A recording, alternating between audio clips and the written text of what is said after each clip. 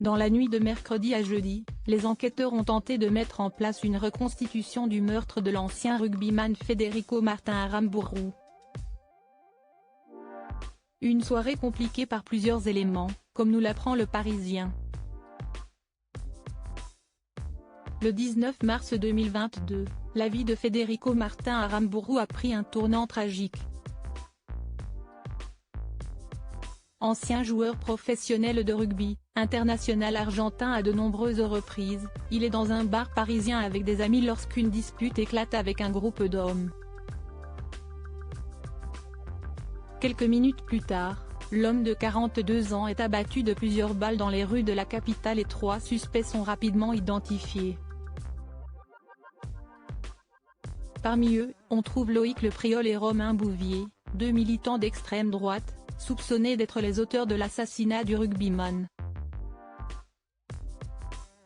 Plus d'un an et demi après les faits, une reconstitution du soir du drame a eu lieu sur le boulevard Saint-Germain, dans le 8e arrondissement de Paris. Un moment important pour les enquêteurs afin de savoir plus sur les circonstances de cet assassinat. Mais tout ne s'est pas passé comme prévu.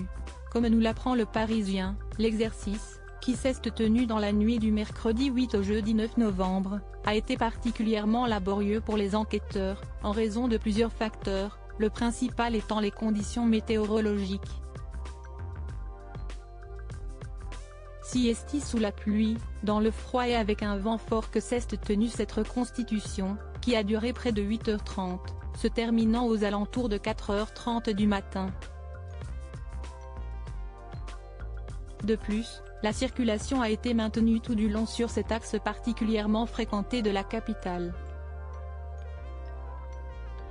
Pour cette reconstitution de la scène, Loïc Le Priol a bien voulu participer, tandis que Romain Bouvier a préféré rester dans le fourgon qui l'a conduit sur les lieux. Les conditions ne respectaient pas le secret de l'instruction, ni la sécurité, ni la dignité d'un détenu, a expliqué me Sophie Regascon, l'avocate du détenu, dans des propos rapportés par Le Quotidien. Le Priol conteste la préméditation. Seules certaines scènes de la soirée ont été reproduites lors de cette longue reconstitution et toujours d'après Le Parisien, Loïc Le Priol conteste la préméditation de son geste, arguant avoir tiré suite à un plaquage de Federico Martin Aramburu, se sentant menacé. Il plaide donc la légitime défense et assure que c'est Romain Bouvier qui a été le premier à tirer sur l'ancien rugbyman.